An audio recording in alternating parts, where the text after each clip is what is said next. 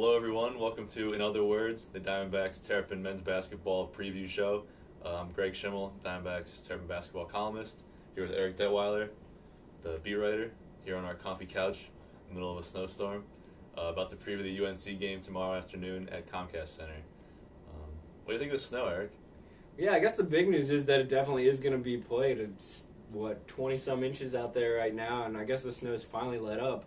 But it is going to be, they're working hard to be sure to clear out the stuff over there at Comcast Center, make sure that at least some people are going to be able to get in for a 2 o'clock tip before the Super Bowl. So that's kind of the big news. I know a lot of my friends had been speculating, would they move the game back, would it get canceled, how they were going to deal with it. But we had a teleconference with Gary today, and he's been stuck at Comcast Center for, it sounds like, almost since they got back from Clemson, or from Florida State yesterday. And, he's ready. UNC's here, and this game is going to happen, and it's a pretty big one. Yeah, it'll be interesting to see if people can show up. I mean, we were just walking here. Our apartment isn't too far from Diamondback building, and it was a tough walk, and, the roads didn't seem to be any better. So the game will be played. Gary's here, like you said. Players are here. UNC's here, but we'll see what the arena's like. There's talk of maybe letting in students for free if there's empty seats. They haven't made an announcement yet about that. Maybe there will be by the time this goes up, but we'll see. It could be a different atmosphere than usual. The UNC game the past few years has been a big game. Obviously UNC one of the top teams in the country. Not the case this year. So aside from the snow, what might be different about this UNC game than some of the games we've seen in the past few years? The big story of this game, on the court is just how down UNC is and how this is kind of affecting the rest of the ACC. You come any season when you look at the defending national champion coming from your conference, you expect them to be right there again. But with some of their losses, losing Ty Lawson and Wayne Ellington, among others, they just... He was one of them, too. Yeah. So there's just a lot of experience in there that's gone, and they've taken their lumps so far. But at this point, it's a numbers game. They're 2-5 in the ACC, and at some point, a lot of people think that they're going to turn around a little bit, start playing a little bit better basketball. But as the losses stack up, it's looking more and more like this team is going to go the way of a Florida and, follow up a national championship with maybe missing the tournament. And I guess the story that relates to the Terps is they just need to keep them on that downward spiral here, pick up the home win, and move on after a nice win there on Thursday down in Tallahassee. Yeah, for the Terps, it's different. The past few years, these UNC games have been a chance for them to really kind of make a statement, show that they can play with the top team. This year, it's like a game where, now you can't lose it. You can't lose a home game to a team that's been struggling like they have. And, if the Terps can get the win, they'll be 6-2 in the ACC halfway through the schedule. They need to get the win tomorrow. UNC has not been impressive.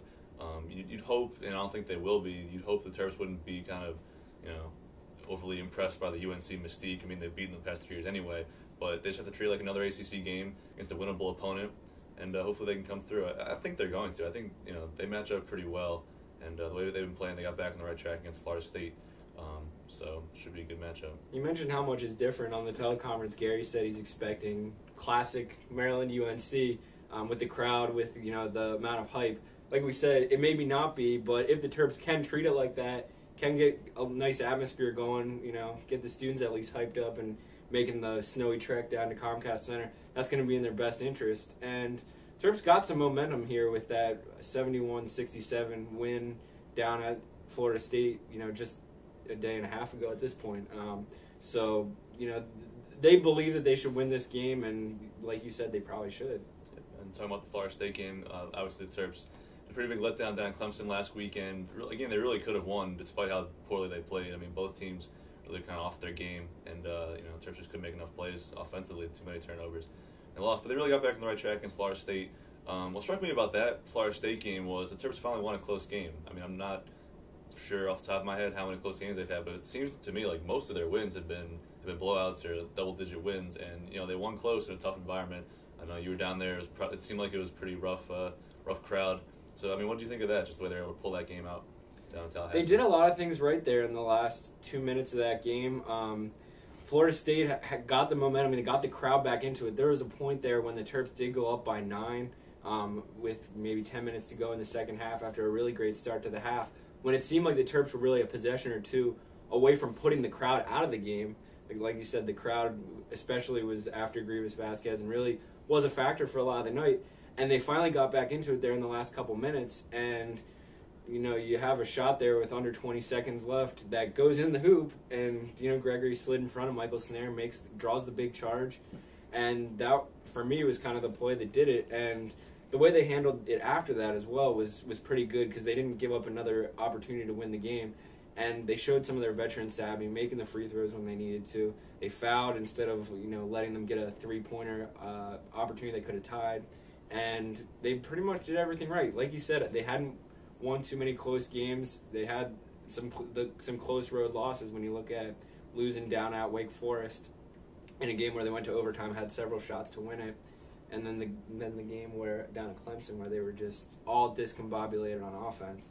And they really bounced back, and I guess this is just another one of those crossroads coming back home after a really tough road swing. Where do they go from here? We'll find out in less than a day at this point.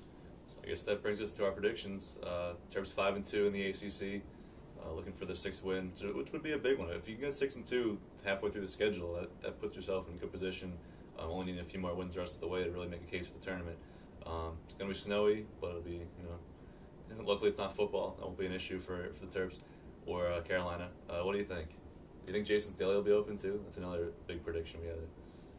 It's going to be tough. I think that if people if they're not expecting a lot of crowd coming through, I can't think that they would expect the employees to get into a place like Jason's. But I'm hoping. True. Keep my fingers crossed there. But, I think it's going to be tough for UNC. I guess after they lost a close one that 9 o'clock Thursday time slot down at Virginia Tech, they had to go back home. Then they had to, after being home for like 10 hours, then fly back here. Then they've had to deal with the snow around here. It's kind of been a tough situation, especially after a pretty draining loss. It sounded like a game they really had a chance to win at Virginia Tech. I think that they're going to come up short. I think the Terps aren't going to dispatch them easy because there's just no easy games when it comes down to a Maryland-North Carolina matchup, traditionally. So I'll go with 80-73. Terps get the win. Yeah, it sounds like a pretty good score. I think it's going to be high scoring. I also think the Terps are going to win. I think it'll be about 86-81, I'm going to say.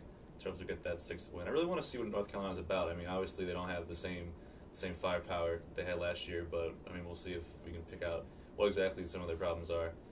And also, please don't storm the court if the Terps win. Not worthy this year if they beat North Carolina. It's not last year, 2007. So that's my advice to all you kids out there. It sounded like a couple of their freshmen had decent games against Virginia Tech. That's something they've been looking for all year, and they still ended up coming up short. I guess the question now, they got the big people to really bang with the Terps. It's a question of how the front court or the backcourts end up matching up. And most times across the ACC, I think you take the veteran Terps in a matchup like that. But I guess we'll wrap it up, and hopefully you can make it out to Comcast tomorrow wearing your snow boots.